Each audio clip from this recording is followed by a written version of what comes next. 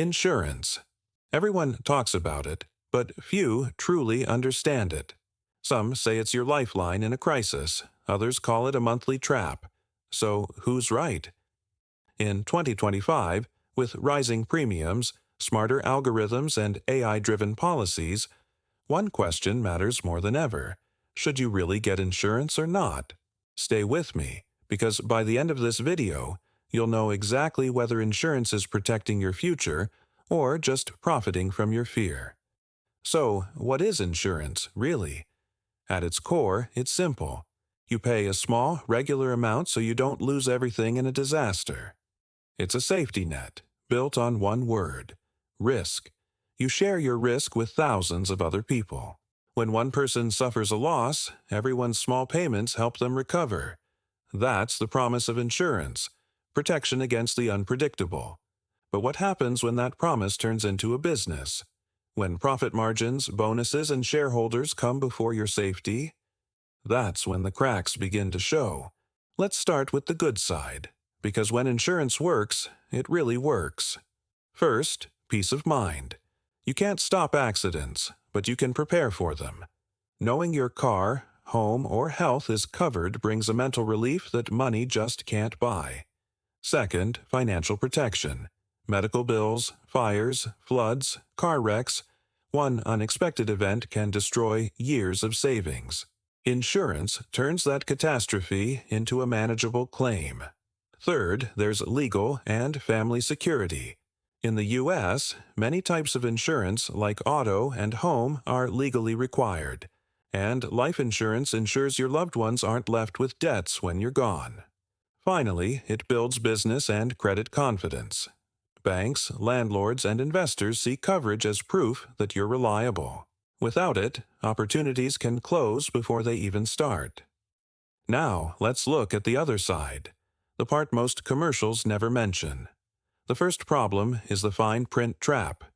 Every policy hides exclusions, which are clauses that quietly say, "We don't cover that." Floods not included, pre-existing conditions excluded. Suddenly, your safety net has holes. Second, the rising premiums. In 2025, insurance costs are climbing faster than wages. Home premiums are up 22%.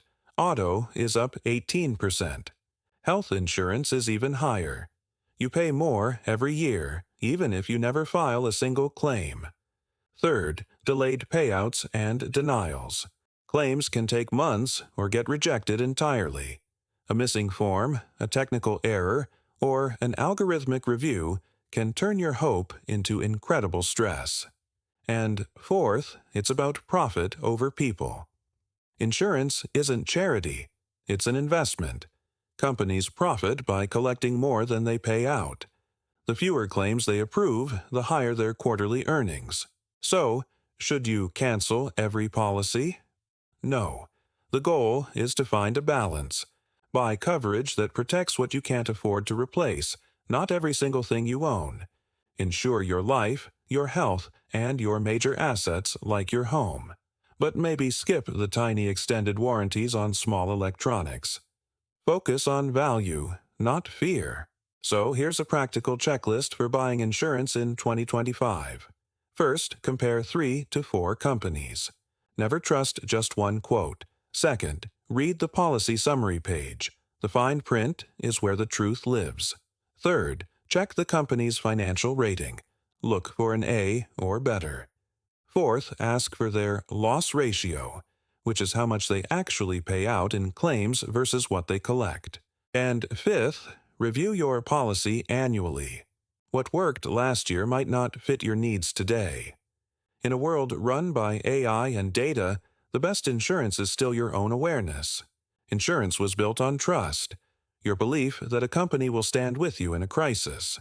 But in 2025, trust is being replaced by algorithms. Your future now depends on data scores, not empathy. So before you sign any policy, ask yourself, do I trust this company with my worst day's story? If the answer is no, keep searching. Insurance isn't inherently good or bad, it's a tool. Used wisely, it protects your family and your future. Used blindly, it feeds a system that profits from fear. In the end, the decision is yours. You can live without insurance, but can you afford to start over from scratch without it? If this video helped you understand the real pros and cons of insurance, subscribe to U.S. Insurance, where we uncover the truth behind policies, premiums, and protection. Thanks for watching.